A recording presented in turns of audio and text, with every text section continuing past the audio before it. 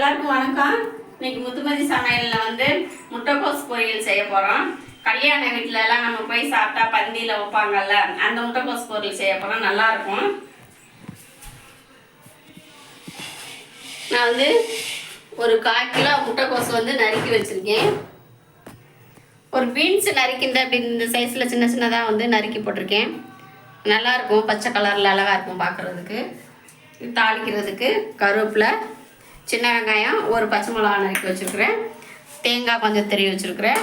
இது வந்து பாசிப்பருப்பு வந்து ஒரு 3 ஸ்பூன் எடுத்து நான் 1/2 மணி நேரம் தண்ணியில் ஊற வச்சு வச்சுருக்கிறேன். வாங்க எப்படி செய்யுதுன்னு பார்ப்போம்.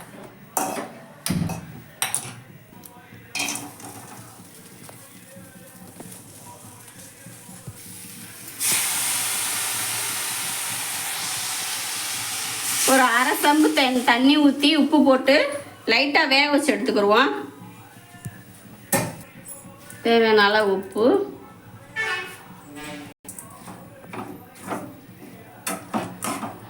சும்மா லைட்டாக ஒரு கொதி வந்தால் போதும். ஒரு 2 நிமிஷம் அடுப்பில் இருந்தால் போதும். ரொம்ப கொலையெல்லாம் வேக வைக்க வேண்டாம். முட்டைக்கோஸில் வந்து நிறையா சத்து இருக்குது. தொப்பெல்லாம் குறையும். அடிக்கடி முட்டைக்கோசு சாப்பிட்டா வெயிட் குறையிறவங்கெல்லாம் இந்த மாதிரி செஞ்சு சாப்பிட்லாம். ஒரு மூடி போட்டு மூடி வச்சுருக்கிறேன். காய் கொஞ்சம் வெந்துருச்சு, போதும். இந்த அளவுக்கு வெந்தால் தண்ணியெல்லாம் எடுத்துடலாம். கடாய் காஞ்சிருச்சு, தேவையான அளவுக்கு எண்ணெய் ஊற்றிக்கலாம்.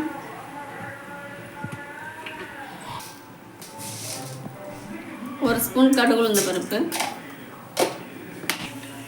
பச்சை மிளகாவும் சின்ன வெங்காயமும். சின்ன வெங்காயம் இல்லைன்னா பெரிய வெங்காயம் போடலாம்.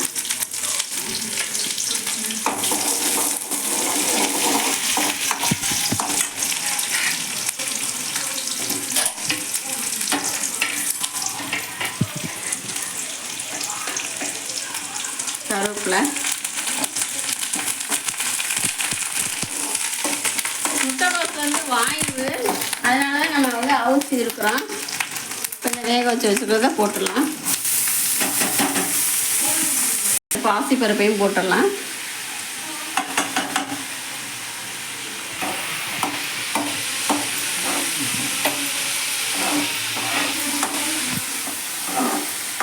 உப்பு வந்து முட்டைக்கோஸ் வேக வைக்கும்போது போட்டோம், பார்த்துட்டு லைட்டாக போட்டுக்கிறோங்க. ரொம்ப போட்டால் கடிச்சு போயிடும். கொஞ்சம் உப்பு. இது வந்து சட்னி சீக்கிரம் செஞ்சிடலாம். அந்த பொரியல் வந்து முட்டைக்கோஸ் பொரியல். பாசிப்பருப்பை வேக வச்சு முட்டைக்கோஸ் நறுக்கி போட்டு தாளிக்கலாம், அதுவும் நல்லாயிருக்கும். இந்த மாதிரி செஞ்சாலும் நல்லாயிருக்கும். நம்ம வீட்டில் உள்ள குழம்பு மசாலா பொடி போட்டு செஞ்சாலும் அதுவும் நல்லாயிருக்கும். முட்டைக்கோஸில் வந்து நிறைய ரெசிபி செய்யலாம்.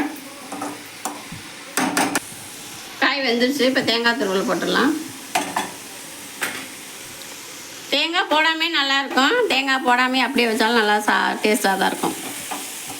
லைட்டாக தேங்காய் போட்டிருக்கேன் நான். முத்துமதி சமையலுக்கு வந்து எல்லாருமே சப்போர்ட் பண்ணுங்கள்.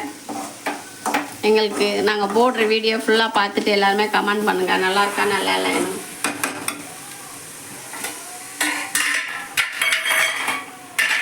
சேவ் பண்ணி காமிக்கிறேன். கல்யாண வீட்டு முட்டைக்கோஸ் பொரியல் ரெடி ஆகிடுச்சு. இதே மாதிரி நீங்கள் செஞ்சு சாப்பிட்டு வீடியோ பிடிச்சிருந்தா லைக் பண்ணுங்கள், ஷேர் பண்ணுங்கள், சப்ஸ்கிரைப் பண்ணுங்கள், பெல் பட்டனை கொடுங்க. தேங்க்யூ.